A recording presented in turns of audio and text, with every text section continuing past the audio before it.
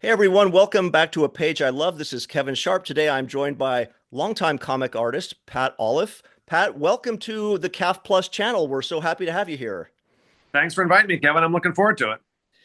Well, you've chosen a cover that we could say probably has been homaged once or twice in the years since Absolutely. it's been out. Yeah, absolutely. Will you tell the viewers what we're going to be talking about today? Sure. My choice was the cover to Uncanny X-Men number 141. It's a classic, a classic. Days of Future Past. Absolutely. That was the beginning of that whole storyline that I think it's certainly it's a storyline that resonates still today. It had a huge impact at the time when it came out. I know it had a huge impact on me because I was probably 15, I think, about a few years old when it came out, and knee deep in my comic book rabid buying mania. I was subscribing. I probably was subscribing at that point to. I didn't have a comic book shop local to me. I had like the local drugstore that I'd get comics from, but they would never. It was hit and miss whether or not I would be able to find what I was looking for. So I ended up subscribing to like 25 books. You know, my mailman was just probably like, and this is crazy. There were all those little brown paper sleeves. And it was jamming them in my mailbox. So, but I was a huge X-Men fan, Uncanny X-Men fan.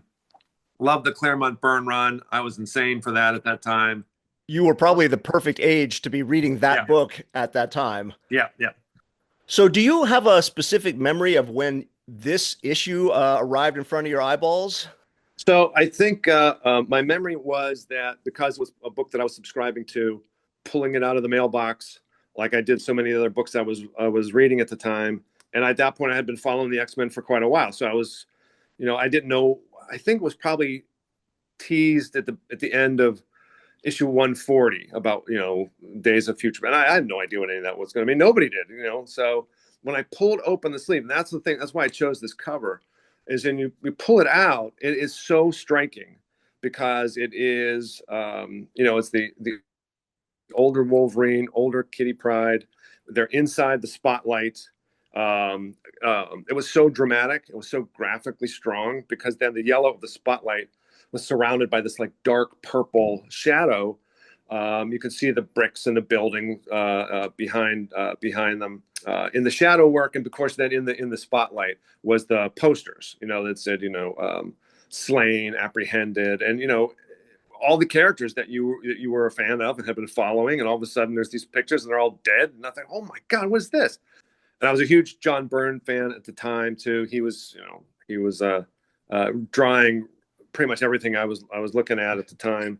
And Terry Austin did a great job on the cover because you can see even in the shadow work on like Logan, on Wolverine's leg, and some of Kitty's. I think some of the debris. He threw in this kind of, it looked like a zip pattern or some kind of uh, um, duo shade pattern or something on the legs, which separated them out a little bit more. Which is beautiful work, just absolutely beautiful work. Do you think this cover still works in today's comic marketplace? I do. I think it does, primarily because it's so graphically strong. Covers have changed so much over the course of the years that the one thing that is consistent in cover design, regardless of era, is if it makes a strong graphic statement. And I think even though this would be considered vintage, it is a comic that's, I guess it's like 40, 30 years old or something. But because it is so graphically strong, especially with the colors and the spotlight and the drama of the wanted posters behind Wolverine and Kitty, I think it would work even today. I mean, it's just so graphically strong. Not to make us feel old, but it is Too late. 1981. Oh yeah, that's just terrible, Kevin. That's just terrible. Oh well, that's all right. I won't ask you if you own the original to this cover. That's the exact response I would expect. Correct. Yes. But Unfortunately, no, I don't. That would be great. how about any Byrne art?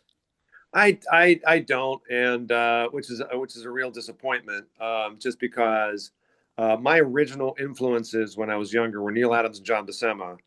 But the guy that was, pervasive in, my, those teenage years where I was really collecting comics, collecting almost every comic I could get my hands on, he was the guy.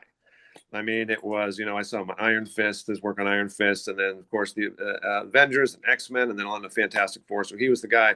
And in all that time, unfortunately, I don't own a single piece of his. So unfortunately, maybe someday.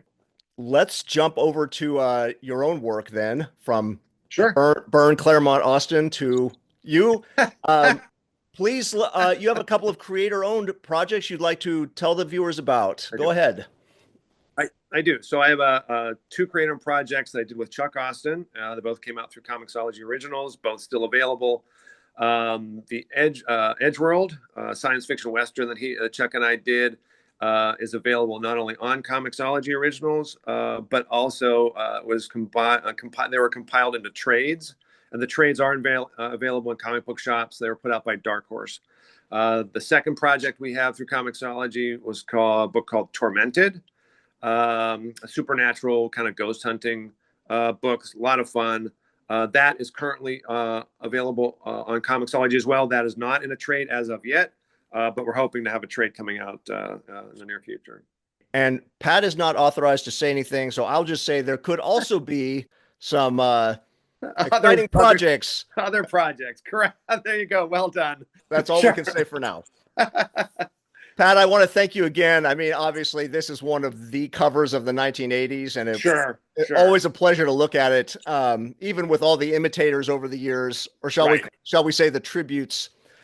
Yes, exactly. And thanks so much again for taking the time. It was a pleasure chatting. Kevin, it was a pleasure. I really appreciate you having me on.